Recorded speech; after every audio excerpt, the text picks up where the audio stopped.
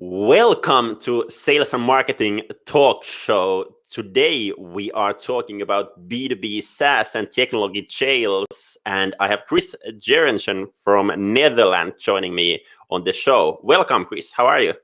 Yeah, thanks. I'm good. How are you?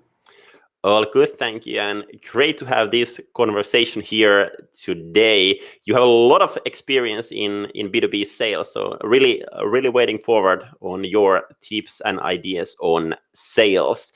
And one thing that I would actually love to start our conversation today is that we both are working with companies who are like opening up new markets, and I would love to start with that one. So if you are a company and you want to start your business in new territories, how you should start with that one? Like if we are thinking about B2B sales. Yeah, that's a good question. Interesting question.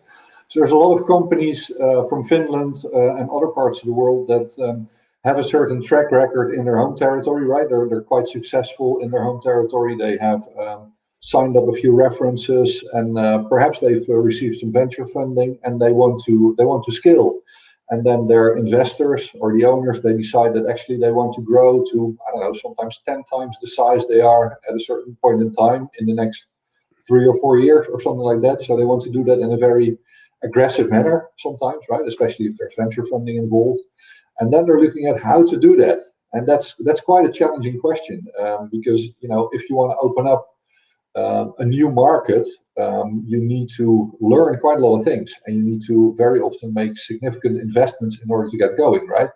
A lot of US companies that want to go to Europe, or Israeli companies, or Indian companies, but also European companies that want to branch out into other European territories.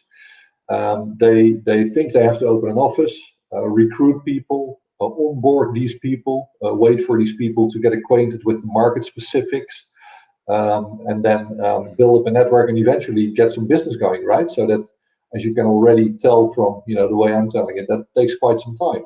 There's some administrative consequences. There's some logistical issues. There's things like a network that needs to be built up. There's certainly some legal stuff that you may want to look into. So that's quite risky for a lot of organizations, and they're quite. They're very much aware of these risks and of the fact that there is a certain cost involved as well. So what some organizations do is they work with a local distributor or reseller or system integrator that could somehow represent them. That could work really well. Although what you do see is that in order to activate such a channel, quite a lot of efforts are required from the side of the vendor as well in order to get them moving, right? Just appointing a distributor or reseller, that's in most cases not enough to really get business going. So it really requires still a lot of involvement from the side of the vendor. And then what we do with my company, we actually provide an alternative to that. So you see more and more companies that basically do what we are doing as well, which is outsourcing sales and marketing operations. And so we basically do the same as what you would expect from a team of local people that's on your payroll in a new market. But then we have these people ready to go already. So we have local teams in a wide variety of markets in Europe and the United States that have a track record, that are already employed by us, ready to move forward. They understand how business is done. They speak the local languages. They understand the culture and stuff like that. So that may, for quite a few organizations, be a really interesting alternative. And what we've seen is that, you coming from Finland, there's quite a lot of Finnish companies that are really interested in that. And I think there's a few reasons for it. One is, of course, because there's so many interesting technology companies being started in Finland, probably as a result of the great education of the universities, where a lot of interesting startups and scale-ups spin off from. And then there's also a very active government that's subsidizing or assisting these startups to go international through a variety of funds and ways to help them, basically. So through the years, there's quite a number of Finnish companies that we work with, and that basically chose to work with an entity like ourselves in a new territory, instead of opening up their office and then later on, after we achieved a certain revenue threshold, they could still, of course, open their own office, hire their own people, and then we could move into a new area, and build business in a new area again for them.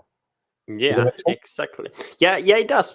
Maybe one thing to a little bit challenge over there, since we for example, we have a lot of international clients as well, but we don't have any like local offices in any other countries than in Finland. So what do you think on that one? When you should be opening a like local office, have the local people, and when you think that you can do the sales from like your home base, home country?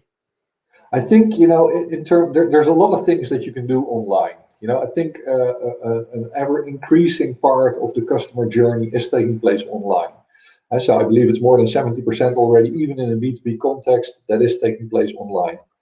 But even then, even if you look at things like inbound marketing, a certain way of localization, and I'm not only speaking about translating the materials, I'm really speaking about adapting to the local market circumstances and coming up with local examples, really understanding local business culture, local legislation, local issues, and stuff like that.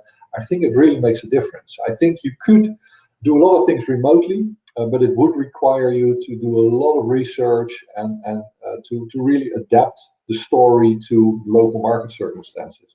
So on the one hand, I'm very much in favor of the world is our playing ground, right? And there's a lot of things we could do from one location and still be active in Asia and the United States and Europe, etc.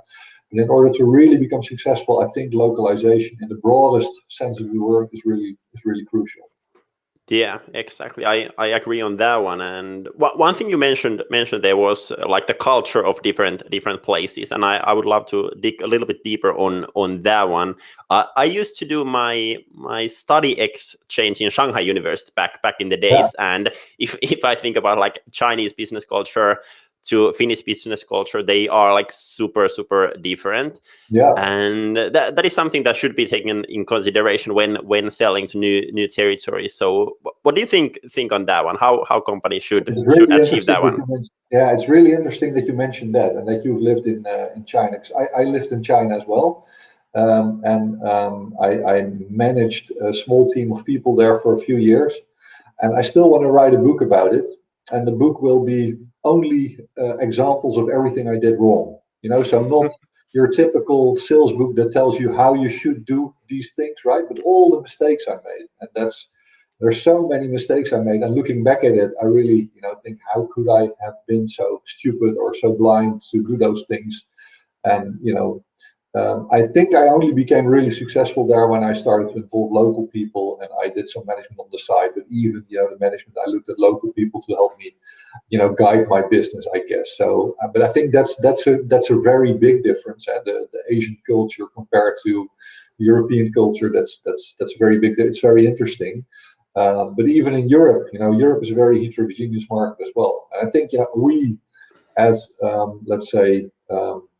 A company that helps tech companies to become successful, and you basically do the same thing, right?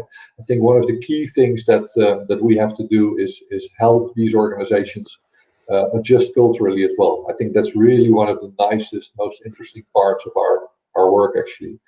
We all know, the difference between the word interesting. If an English person says, that sounds very interesting, it might actually mean that you're never going to hear back from him ever again, right? Whereas if a Finnish person says, hey, that's really interesting, that's exactly what they mean. Hey, that sounds very interesting, and I think a lot of these things are very important to understand that in order to become successful internationally. And that's a very important role we have as a sales organization. So if we work with, let's say, an Israeli company that wants to sell into Finland, we have to help them how to do that properly in a specific new market. So I think that's really interesting and very useful for these organizations, that organizations like yours and ours exist, basically. Yeah, exactly. And I think like one thing that I've learned in the past 15 months is that I used to sell to Finland, but now I'm selling, for example, for companies located in States, and like really understanding the fact that when they are saying that, hey, this is interesting, seems like promising, compared to Finnish companies saying that one, I think the situation can be like so different over there. Absolutely. Now, and we have a lot of very interesting conversation, a lot of laughs about that within our organization as well. So we're fortunate to have a lot of nationalities within our organization, so we can train one another as well, right? So we will have, actually it's interesting, but I think next week we have a training how to do business in the Nordics, right? And then the other week we will have a training how to do business in Spain, or how to work with Israeli companies. And that's really interesting to have all of those different cultural aspects there. But it's also important to understand that, from a business point of view, because it will really help you to manage sales processes much more efficiently, taking, let's say, these cultural aspects into consideration. Yeah, exactly. One thing that I would love to ask from you is that I've been working in sales, I think roughly 5 years now. So I've seen like some development on the role of sales people, but you'll be working in like B2B sales for way longer than me. So I would love to hear your thoughts on like how the role of salesperson has changed in the past years. If we go like back to the 1990s and today, what has really changed? And then at the same time, I think the future is very interesting as well. Where do you see that? Yeah, no, I totally agree. So it certainly has changed a lot. So let's say when I started doing business, when I started my sales and marketing career, that was in the, I think, early or mid 1990s. So the internet was there, but it wasn't as widely used as it is right now at all, right? So you had a few people that were on email, but it was quite scarce still. So it was also a lot more difficult to get information. So as a salesperson, you were very often a source of information to the people that you were visiting, that you were meeting with, that you were selling into, right? So a lot of the people that I spoke to, that I visited, that I worked with, I really had an advantage in terms of information. So I could not only tell them about the products and solutions of my company, but also of other players in the market, and even about the vertical that they were in and the market segment that they were in. And I really had an important role for them. I could really be a sparring partner and an equal partner, if you will, for these organizations. And that obviously has changed a lot. If you go see a client right now, in many cases, this client knows better what your product can do than you as a salesperson might know, because he or she has already done a lot of research on how this would affect his or her specific situation, right? How is this project, product, solution, concept going to impact my personal business? What issues can I encounter? What challenges are to be foreseen and stuff like that. So if you visit such a client as a salesperson, the information advantage that you have in terms of the technology or solution that you're selling, that you're speaking about, isn't there at all anymore. Actually, it's quite the opposite. Very often the client knows better what he or she is speaking about than you might know. But what you could help the client with is a few things. First of all, I think let's say hard selling is really totally out of date. It doesn't exist anymore. If you do that, you're not going to be successful, and you really have to sit next to the client, be extremely transparent, ask a lot of questions in order to understand their situation and help them find the solution. You're in this together. Be transparent, build up a relationship, and then end of the day come up with a solution that's best for them, and that hopefully will also suit you. But in that order, that's I think is really important. But where a salesperson could actually add value is by inspiring a client, by inspiring the person that he or she is working with. So you might not know more than the client about the specific product or solution that you're speaking about, but what you could get some more traction with is by understanding very well what the domain is that they're speaking about in a much broader sense. So how is this technology going to be affected by artificial intelligence? How does augmented reality affect this whole thing? So by basically mapping one technology with another and integrating one technology with another, how is this going to affect the whole project? But also to understand how organizational developments are going to shape the future. So what new trends and developments are there in organizational structures? How is the political landscape changing? How is the social landscape changing? So you should be very broad in your knowledge, have a very broad knowledge, and really be a sparring partner to your client. And in that sense, hopefully inspire the client, build a relationship, and work towards a solution that will be a fit, first of all for them, and then end of the day for you as well. Does that answer your question? Yeah, it does. I would love to go a little bit deeper on the like future of salespersons, because I think that's something you should be doing now. But then let's say if we look in the future, let's say 5 years from now, 10 years from now, I think one thing that I've been focusing a lot of my time as a salesperson is like online sales. Yeah. And what I really see happening is that for some products, some services, there's really no point of having the salesperson, but people are like waiting that I can go to online shop and I can purchase whatever I need. But what do you think, as if you think yourself as a company, you are like helping companies to do sales, is like B2B online sales something that you are focusing on, or do you see like a future role of sales to be there, or where? Absolutely, it's becoming more and more important, and it's a very important part of the service that we provide and the work that we do as well. So it's certainly not just doing outsourced sales. It's certainly not just taking a product under our arm and starting a conversation with people. There's a lot of online activity that goes into that as well. So we acquired an inbound marketing company that used to be very much focusing on that, and that's now part of our organization. And I'm not sure how familiar you are with inbound marketing. I think you're very familiar with that probably, but with your background. Starting with persona development, so really understanding the various personas that you want to reach, that you want to sell to, really understanding their background, their challenges, their plans, and really getting some sort of mental picture what this person will look like. Not only in terms of his business challenges or her business challenges, plans, etc., but also, personally, from a personal point of view.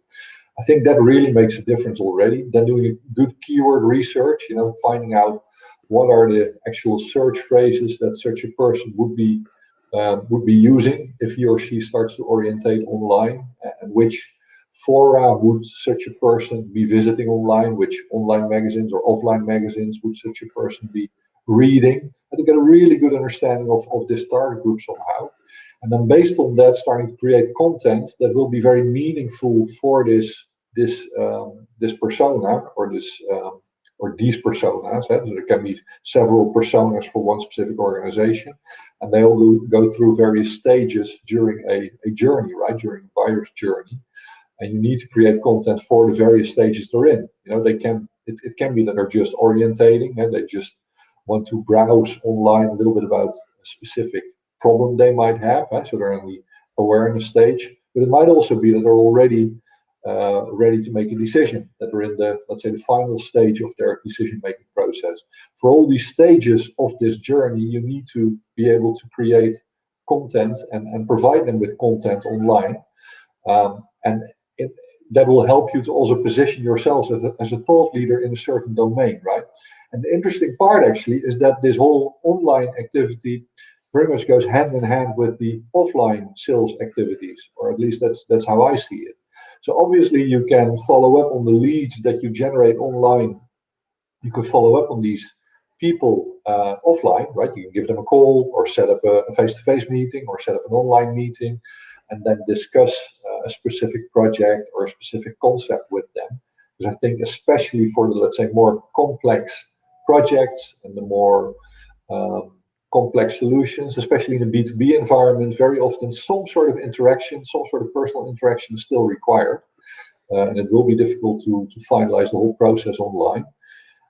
So there's certainly a lot of interaction between let's say the inbound marketing part and the outbound sales activities in terms of following up on these leads, but also in terms of making use of the content that's actually created for these inbound marketing activities. So by really taking a close look at these personas, sales will get a much better understanding of who they're actually selling into, right? By leveraging all the work that marketing has put in order to create these personas, sales can certainly benefit from that as well. It also helps to shape the language within an organization, right? If sales is speaking to marketing about something, and then they could say, well, actually, are we speaking about commercial Charles right now or about technical Tony? And let's discuss the go-to-market or the positioning for technical Tony instead of commercial Charles, and let's write a content piece for him or her. So it helps to streamline the discussions within an organization. It helps to create a very clear understanding of whom the various buyer personas are, but also the content that is being created for inbound marketing purposes can then be used by sales in order to address very specific segments with very specific terminologies. Very specific content can be created for these segments, and that's going to have a positive impact. So both inbound marketing and outbound sales, they will have a strengthening effect on each other, right? It will have a positive influence on each other. So yes, inbound marketing and online activities are becoming more and more important. I feel that for certain, especially more complex solutions, products, applications, and certainly in a B2B environment, there will be some sort of personal interaction required, but then it can have a very positive effect on each other as well. Yeah, I like totally agree you on that like sales and marketing should be like super aligned, and like the content should be like within the like buyer's journey. But one thing that I think is like super interesting, and I think that is something that should be changed. If we think about like buyers, like we all are like consumers, and on like B2C side we are used to like buying everything online, whether it's like ordering food, whether it's ordering clothes, whether it's ordering a taxi. Of course those are like way simpler than some like complex B2B solution, but still I think like many of us are used to buying online on B2C side, but still very seldom B2B companies are offering that one. And that is something that I've been struggling a lot in our business, like, and thinking about how could I sell like a 100K yearly agreement on growth marketing totally online? Can we do it? And I think we should be able to do it in a few years, but of course it's way more challenging than like selling a dish of food or a taxi ride. But I think that is something that I'm focusing a lot of my time in, like how to buy online. And I think many B2B companies still have on their site like contact us form rather than buy now form. Yeah, absolutely. But we're getting there. I think we're slowly but surely moving in the direction where you can do more and more online as well, where you can tailor your offering by selecting specific modules. I think the most important thing is that you really want to build confidence with the customer, right? So if the customer finds you online, then you should be able to guide him through the buyer journey from the first step basically to closure. And in order to do that, you have to provide content that really helps to build his confidence and trust in you, right? He or she should really feel that you are going to help him, that you're a reliable partner, a trustworthy company. So any sort of content that helps build that image and that helps to build that trust and reliability, I think that's key there, actually. Yeah, exactly. And I think like selling smaller deals online is getting like closer and closer. But then when we are talking like super big deals, it's of course way harder at the moment. But I would love to hear your best tips on like closing or signing deals with large accounts. How to approach that? Yeah, I think we already touched on that a little bit earlier on in our conversation. So I think if you look at large account sales, I think hard selling. Like you see in certain movies, like in the past there used to be a movie like Glengarry Glen Ross. There's movies like Wolf of Wall Street and Boiler Room and stuff like that. That's certainly not the sort of sales that I'm interested in, and I don't believe in either. I think salespersons should much more be trustworthy, reliable, very transparent partners that can somehow inspire the client, because a lot of the knowledge that we can bring to the client can be found online as well. But I think by combining a lot of the knowledge that we get in the market in terms of all the various technologies that we're working with, but also our understanding of how business is done in certain segments. I think that could really help a client move forward. So we should really sit besides the client instead of trying to sell to a client. And I think that has been, it's not something new, but it has been large account sales for the past few years already. And I think that'll continue to be the case.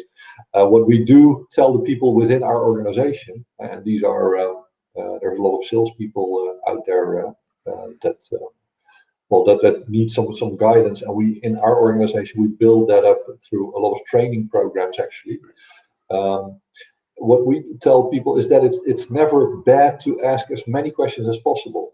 Because if a client is serious about something, then he or she will be willing to share all of that information with you. If he or she is not serious about something, so if he or she is just trying to get some more information, because he or she needs to get a second quote, because they want to compare you with another vendor, or if they're just generally interested in a new technology, it's good to know that as well, right? And the way to find that out is by asking a lot of questions, and then very quickly you'll find out, well, actually, we shouldn't put them too high on our pipeline, our expectations. But if they are serious about it, then I think they will value very much if you're seriously interested. So if you're seriously interested in their challenges and what they're trying to accomplish, their situation, the technologies they already use. Because you want to find the solution that will work for them and that will be implementable for them, that can be integrated with their existing systems in a timeline that's workable for them, then I think you are much more seen as a trusted consultant, and end of the day, that'll help you to win the business. And so the key thing that we teach the people that join our company and that have to go through our academy basically is to ask as many questions as possible. Don't be afraid. If they're serious, client will be willing to answer, and otherwise you'll find out as well, and that's perfectly fine too. To find out that actually this client is not ready to move forward yet. And actually we should be speaking to them again next year. Yeah, sounds good. And I really like the idea on like being side to side with client and really working on the deal like together with the client. And yeah, I agree. Asking great questions is one of the best ways of doing selling. Do you have like one favorite question that you love to ask from every client? Of course, I understand there is like something client specific ones, but I think there is for sure something that you can ask from every client that opens them up.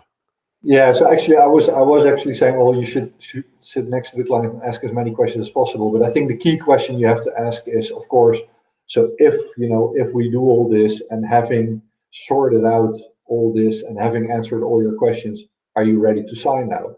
Can you please sign on the line which is dotted? And that's also quite a scary question to ask every now and then, because the client might say no, right? But that's really good to get that no as well, because then you can of course find out why you're still getting that no, or work perhaps towards a yes.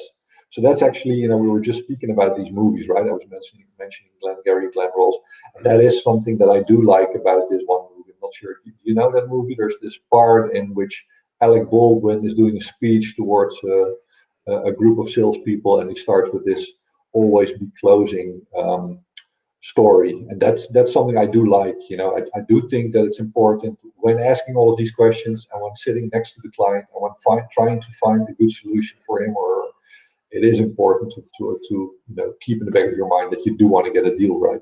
You do want to close. Yeah, I love that question, and I haven't checked out that movie, but we'll check it out for sure. But hey, then we could hop on to our last part. So I have a question from my previous guest to you, and then you can ask the question from my next guest. And on my last episode, I had Bill McKides, ex-CMO of Salesforce, Zendesk, and Slack. And Bill's question to you was that what is your secret SaaS tech tool that you use for your B2B sales that gives you a big edge? That's a good one. It's actually something that we developed in-house. So we developed our own software in-house that's exactly doing what we were just discussing. That's asking a lot of questions from potential buyers. And if we ask all of these questions from potential buyers, then we are able to qualify them very well, but also to come up with a solution that's really tailored towards to their specific situation. So it's not a solution that's available in the market. Perhaps we should commercialize it at some point. That's actually if you're speaking about secret SaaS tech tools aside from LinkedIn and Pipedrive and your average CRM that we all use as well. I think that's actually something that's quite differentiating. Sounds good. How does it work in practice? It's Excel. It's sort of like a smart Excel. So a lot of questions that are weighed with certain how do you call it, values, right? And then a certain probability comes out, but also basically a plan on how to address a specific client. Seems interesting. Maybe we have a commercial version of that one at some point. It's very specific to our organizations. I'm not sure if it will work for other organizations as well. Maybe we should investigate. That's an interesting question, actually. So yeah. Okay. And who's your next guest? Do you know that already? Yeah, I do. So I have Peep Laya joining me. So Peep is actually founder of CXL, and we are talking with Peep about messaging and positioning of companies. But your question can be related to anything that you wish. So what I should be asking from Peep? So where is he based? I think he's based somewhere in the United States. Okay, and they are intending to penetrate the European market, or they're already active on the European market? I think they have for like the CXL. I think they have a lot of customers in the European market, and with his new product, I think it's called Winter. They have some clients on the States, and they are penetrating European market as well. Well, let's go back to the topic that we discussed earlier on during this show. Then, what I'd be really interested in is if he's experienced any cultural differences between doing business in the US and doing business in Europe, and if that had any sort of implication on the product or on the positioning of the product that they're selling here and in the US. That's something I'd be genuinely interested in. Yeah. That's an interesting question, and I will ask that one from Peep. But hey, thank you so much for joining me, Chris. Thank you for everyone listening to this episode. And if you liked it, please share it on your social so others can learn about B2B sales as well. And have a great week, everyone. Bye-bye. Much appreciated. Have a good day.